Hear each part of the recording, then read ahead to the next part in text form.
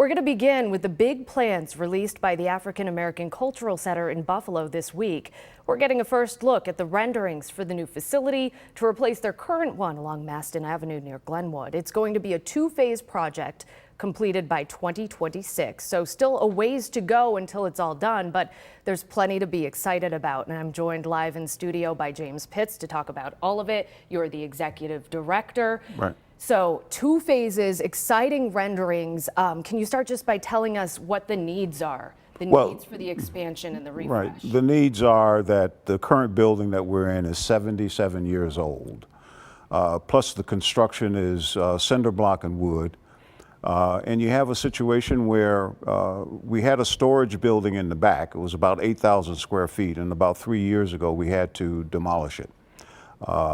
We have about 5,000 square feet left in that center building that we currently work out of. The problem is that it's just aging. Yeah. And when it comes to expanding our programs or trying to accommodate our existing programs, we don't have enough space. It's only 5,000 square feet. The other thing is that we think it's about time to rebuild. We think that the African American Cultural Center has been in the same place on the Maston, in the Maston community for 65 years. And we think it's about time we build a new facility.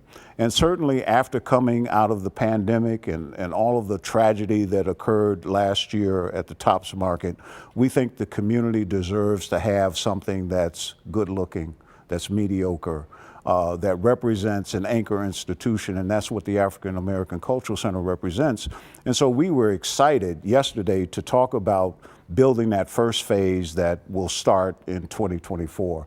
Everybody who was there, you're talking about a number of about 50 or 60 people who are affiliated with the center, who grew up in the center. They were excited. I'm excited.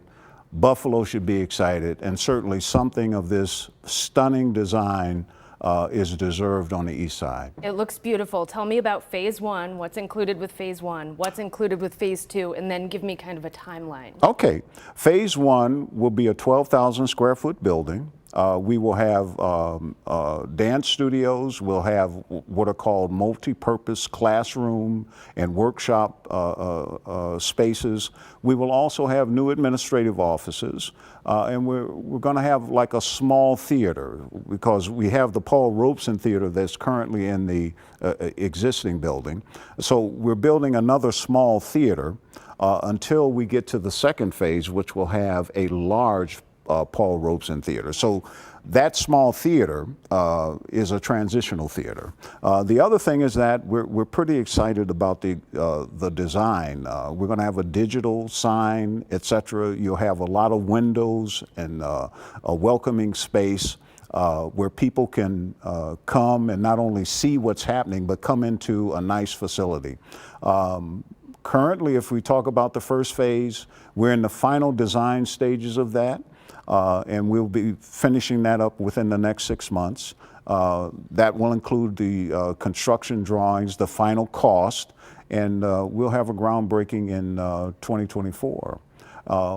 That building would probably take about, that construction would probably take about a year and a half. Once that's done, we will then tear down the existing building and build the second phase. The second phase will have a lobby, a cafe, an art gallery. It will also have a multi-purpose banquet facility, because a lot of the community groups and families on the east side, they really don't have a place to have family reunions or to have wedding parties and things of that nature. And we're developing that space to allow that to occur. We also have the new Paul Robeson Theater, which will seat 250 people. And it will be a stage that is comparable to what is now at Shays or any other place. And we will also have a performance and outdoor performance facility. So we're pretty excited about that. We think it's going to be something that the community will be proud of. and hopefully that the city will be proud of. And when we talked to you on the phone this afternoon, you mentioned that the capital part of this project is named after former executive director Agnes Bain. So tell us about that funding goal and how she's such an inspiration to what's happening. Agnes Baines was a stalwart in terms of performing arts, when it comes to cultural arts. She pioneered a lot of the programs that we take advantage of today. She was the executive director for 41 years. She passed away in early 2020. The plan that we're unveiling today, she loved that plan. We finished this plan back in 2019. And so to honor her legacy and the excellence that she showed, we named the Capitol Drive Fund after her, and it's called the Agnes Baines Cultural Arts Fund. There's no other fund like that around here. And it has three purposes. First, it's going to be the face and the repository for the Capitol Drive. Second, we think that her legacy should be part of what is being done with this building. We want to dedicate this building to her. Third, we want people to know who she was. And so that's why we're excited about announcing that as well. Excellent. Important work. Thank you, James Pitts, for joining us. Well, thank you. I enjoyed this, and you know, the next move is the groundbreaking.